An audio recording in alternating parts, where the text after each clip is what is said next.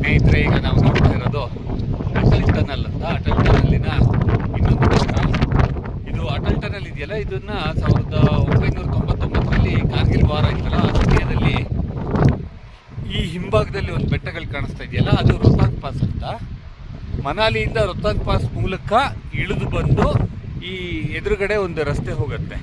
ಆ ರಸ್ತೆನಲ್ಲಿ ಕಾರ್ಗಿಲ್ಗೆ ಹೋಗಬೇಕಾಗಿತ್ತು. ಅದು 80 ಕಿಲೋಮೀಟರ್ ಮತ್ತೆ ಹತ್ತಬೇಕಾಗಿತ್ತು. ಅಂಥ ದಾರಿನಲ್ಲಿ ಹೋಗಬೇಕಾಗಿತ್ತು. ಅದು ಬಹಳ ಕಷ್ಟ ಆಗ್ತಿತ್ತು. ಯಾರಿಗೆ?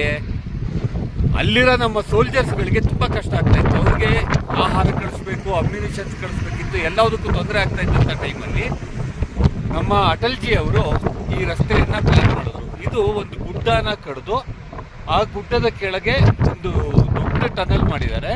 ಈ ಸುರಂಗ ಏನಿದೆ 14 ಕಿಲೋಮೀಟರ್ ಇದೆ. ಈ 14 ಕಿಲೋಮೀಟರ್ ಹೆಚ್ಚು ಕಡಿಮೆ 69 ಕಿಲೋಮೀಟರ್ ಅಷ್ಟು ದಾರಿಯನ್ನ, ಅಪ್ಪು ಹಿಲ್ ದಾರಿಯನ್ನ, ಮೇಲೆ ಹತ್ತಬೇಕಾಗಿದ್ದಂಥ ದಾರಿಯನ್ನ ನೇರ ಮಾಡಿಕೊಡ್ತಾರೆ. ಎಷ್ಟು ಬೇಗ ನಮ್ಮ ಅಟಲ್ ಟನಲ್ ಅಲ್ಲಿ ಬಂದರೆ ನಮ್ಮ ಸೋಲ್ಜರ್ಸ್ಗಳಿಗೆ ಆಹಾರ ಸಪ್ಲೈ ಆಗಲಿ ಅಥವಾ ಅಮ್ಯುನಿಷನ್ ಸಪ್ಲೈ ಆಗಲಿ ಹೆಲ್ಪ್ ಆಗಲಿ ಅಂತ ಈ ಟನಲನ್ನು ಪ್ಲಾನ್ ಮಾಡಿದ್ರು. ಈಗ ಇದು ಪಬ್ಲಿಕ್ಕಿಗೂ ಓಪನ್ ಇದೆ. ಡಿಸೆಂಬರಿಂದ ಬಹುಶಃ ಮಾರ್ಚ್ ತನಕ ಮಾತ್ರ ಡಿಫೆನ್ಸ್ ಅವ್ರಿಗೆ ಇರುತ್ತೆ. ಬೇರೆಯವ್ರನ್ನ ಅದಕ್ಕೆ ಅಲೋ ಮಾಡಲ್ಲ. ಯಾಕೆಂದರೆ ಅದು ಡಿಫೆನ್ಸ್ಗೆ ಅಂತ ಮಾಡಿರೋದು. ಅಂದರೆ ಮಾರ್ಚ್ ಆದಮೇಲೆ, ಮಾರ್ಚಿಂದ ಡಿಸೆಂಬರ್ ಜನವರಿ ತನಕ ಏನೋ ಪಬ್ಲಿಕ್ಕಿಗೂ ಅಲೋ ಇರುತ್ತೆ. ನಾವೆಲ್ಲ ಎಂಥ ಪುಣ್ಯವಂತರು ಇಂಥ ಜಾಗದಲ್ಲಿ ಓಡಾಡ್ತಾ ಇದ್ದೀವಿ. ಮತ್ತು ಇದ್ರದ್ದು ಸ್ಪೆಷಾಲಿಟಿ ಏನು ಅಂದರೆ, ಇದು ಪ್ರಪಂಚದಲ್ಲಿ ಅತಿ ಎತ್ತರದಲ್ಲಿರುವಂತಹ ಈ ಥರದ ಒಂದು ಟನಲ್.